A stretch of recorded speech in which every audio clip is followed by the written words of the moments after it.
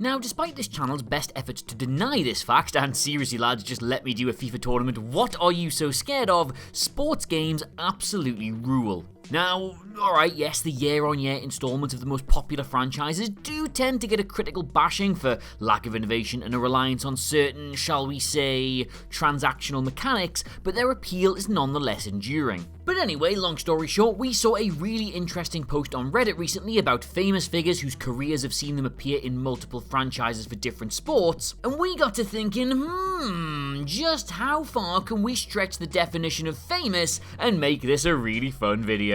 So yes, my name is Adam Cleary, and these are 7 people you didn't know appear in 3 different sports video game genres. Number 7, and it's an honourable mention, Dave Bautista. Alright, so if we're going to be complete nerds about this, then no, Dave Bautista, Big Dave, my pal, did not appear in 3 separate sports franchises. However, the man just, vibes with video games in a far more interesting way, so for that reason, and because we are close in real life personal friends, even though he won't call me back, I'm allowing it. For the uninitiated, Bautista here first entered our lives as a pro wrestler throughout the 2000s, and to date has appeared in 22 WWE 2K games and assorted cash grab spin-offs. There are no other sport games for Dave, no, but his likeness has been used for several Marvel releases ever since he was cast as Purple Kratos here in the Guardians of the Galaxy movies. And of course there was that entire ad campaign built around the fact that you can choose to select Bautista as Marcus Phoenix for the single player campaign mode of Gears 5 because, well, the man was just absolutely born to play the character in a disturbingly violent 92-minute movie at some point in his life. The wait goes on though. Number 6, Tony Hawk. Alright, we'll do this properly now. Tony Hawk has had his own self-titled video game franchise dating back to 1999. Whether you happen to be a totally radical, downright bodacious, gnarly, and other words I've mercifully forgotten dude at the turn of the millennium, or you just flat out owned a console, chances are you played one of them. Even last year, 21 years after that inaugural Tony Hawk's Pro Skater release, the Tony Hawk's Pro Skater 1+2 HD remaster was an absolute massive hit because fundamentally, skateboarding is still very, very cool and absolutely not a phase, mum. Hawk wasn't exclusive to his own franchise though and branched out into other extreme sport games. Put out by the same Activision publishing house that have handled every Tony Hawk's Pro Skater console release, he cropped up in Kelly Slater's Pro Surfer and Matt Hoffman's Pro BMX. 2 games which, yes, were developed in the hope of mirroring the success of the Hawk franchise. Oh what, you think I'm being overly cynical with that, do you? Well, here are all 3 games' covers side by side, and yes, that's what's known in the industry as, oh, you like this one thing, do you? Well, here is a whole bunch of it. Number 5, Mike Tyson. If I wanted to, and I don't, we could do an entire list on just all the different Mike Tyson-themed boxing games that Mike Tyson has been in. As well as 4 appearances in the Fight Night franchise, he also has Mike Tyson's Punch-Out, Power Punch 2, Devastating Blow, Mike Tyson Boxing, and Mike Tyson Heavyweight Boxing, for which he was the poster boy, obviously. That's almost as impressive as the fact he became the youngest world heavyweight champion of all time while literally having gonorrhea. Yeah, he knocked out Trevor Berbick in 1986 with his cock and balls feeling like they were on fire. But as well as being the undisputed king of the STD world, Iron Mike has branched out in video games too, appearing as a playable character in pro wrestling games WWE 13 and the frankly underrated Virtual Pro Wrestling 64. There was also a recent inclusion in the MMA industry as a playable character in UFC 2 for some reason. It doesn't end there though, because the baddest man on the planet is also featured in movie karaoke effort U-Star 2, and he was part of the mobile exclusives in the form of Family Guy, The Quest for Stuff, and I Wanna Be the Guy. Amazingly, and I googled this for all of 2 minutes, there was apparently never a Hangover tie-in game, so yeah, good. Number 4, Shaquille O'Neal.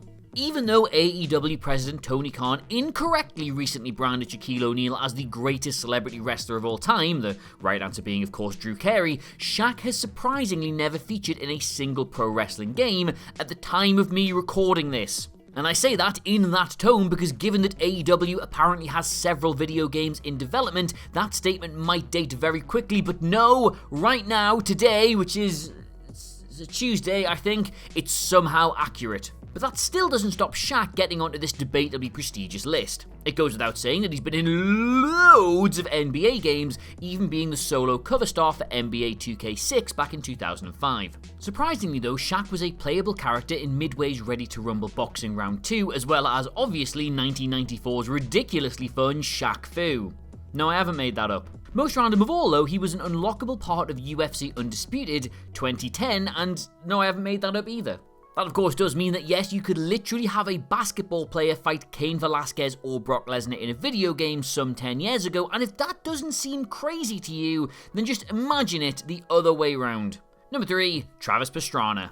Haha, here we are, the craziest entry on this list. Travis Pastrana is nuts. You sort of have to be to do motocross, and thus his spot in both freestyle motocross McGrath vs Pastrana and MTX Moto Tracks is well deserved. But not content to launch himself around in death-defying jumps on a bike, he also likes to launch himself around in death-defying jumps in a car, resulting in him being a playable character in the first 2 entries in the Dirt franchise. Now, logically, the next step in this absurd career is to... Anyone? Yes, to like launching yourself around in death-defying jumps in a monster truck. So, yes, Travis can also be found in Monster Jam and Monster Jam Urban Assault. The keen-eyed amongst you will notice that we did skip a step there, and that's of course being into NASCAR, but despite the fact he's dabbled with it in real life, Pastrana has yet to make it into any of the games there for some reason or another. Having mastered all the ways you can push the luck of your own mortality on land though, Trav here actually has a 4th title up his sleeve by being an unlockable character in the aforementioned Kelly Slater's Pro Surfer. Although, given the level of daredevilry he gets up to in his 9-to-5, extreme surfing is presumably just how he bathes. Number 2, Snoop Dogg.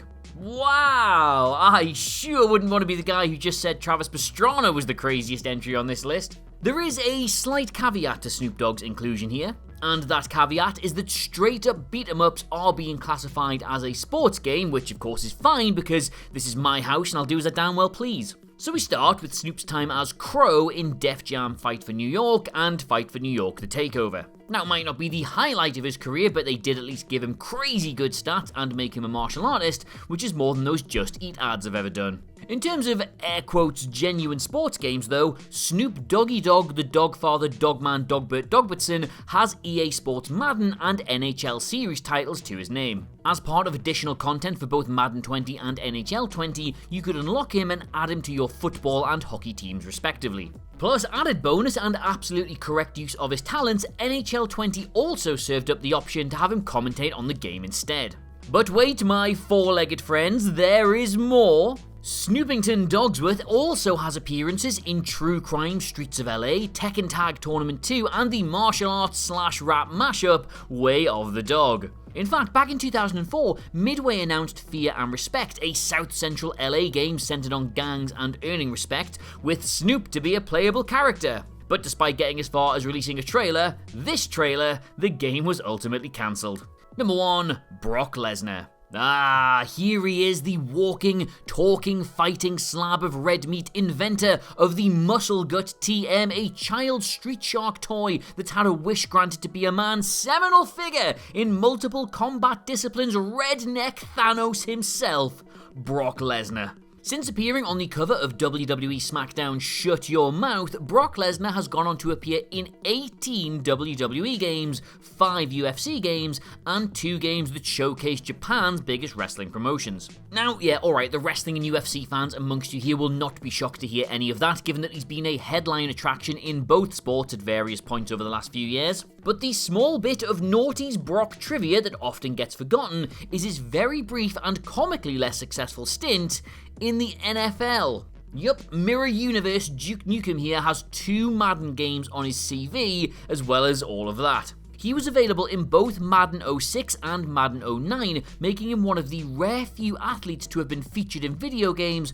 for 3 different major mainstream sports titles: professional wrestling, mixed martial arts, and American football. Did Brock Lesnar really play American football, Adam? Is that a thing that happened? Yeah, he did. He actually did. He quit WWE in 2004 after getting booed out of the building against Goldberg, tried out for the Minnesota Vikings, made it all the way into their training squad, but then got cut after getting involved in a motorcycle crash. The lesson there, everybody, come on, say it with me. Never try. Anyway, thanks for watching. See you later.